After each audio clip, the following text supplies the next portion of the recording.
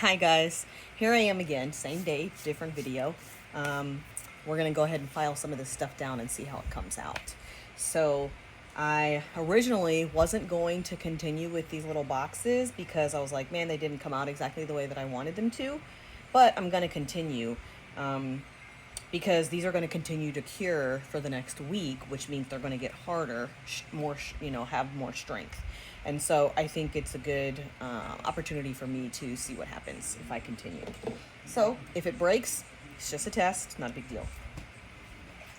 So I'm going to take my little sanding block and I wet it, and I'm just going to go across the bottom here really lightly. This is not all the way hard, and so it shouldn't take too much abrasion to get it smoother. What's really, really cool about this little container is that it is really smooth, and it feels like a bar of chocolate. Like if you think like Toblerone or even a Crunch bar, it kind of feels like that, especially when you add in this bottom roughness here. And so, like I said, we're just going to go over the bottom just to make it smoother, so that way it won't be so bulky on the surface when you put it down.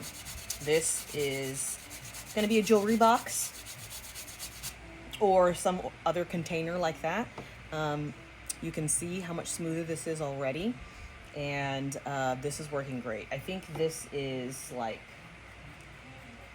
maybe 800 grit paper. It's not as gritty as 600, so I'm guessing here. I bought the sandpaper a while back, so I don't really remember.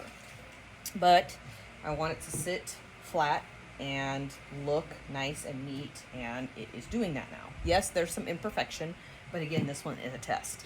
So let's see if I can do the same thing with the lid. Notice the outside of the lid is super smooth like that bar of chocolate, and then the inside is rough because this was what was sitting up in the top of the mold. And so with the aggregates that I put in here, which is perlite and peat moss, some of that stuff rose to the top. So again, it sounds rough, but it is really gentle.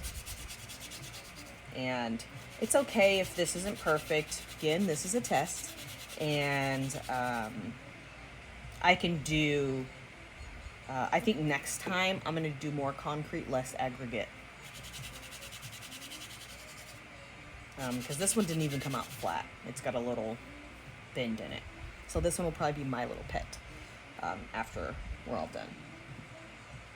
See, it doesn't sit flush there. That's okay.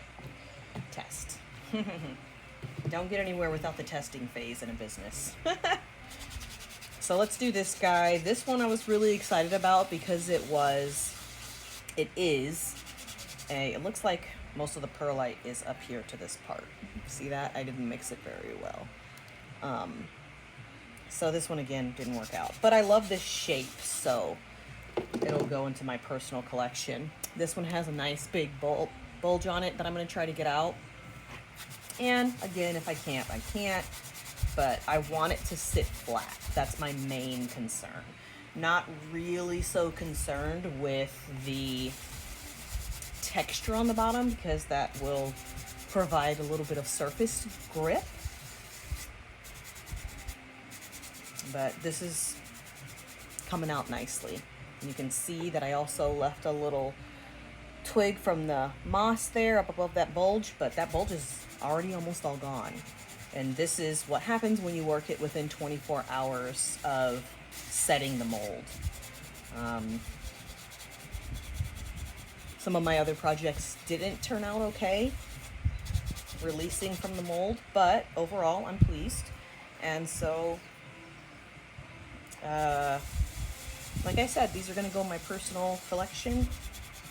These are my test pieces, and I'm excited about that.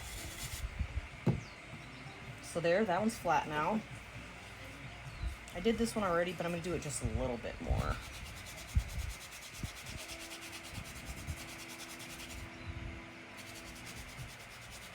See if we can get this one to sit a little flatter.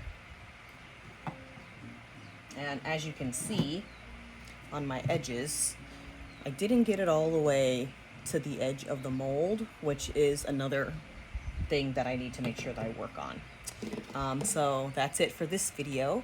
I will do a different video for the other things that I need to sand down. Until next time.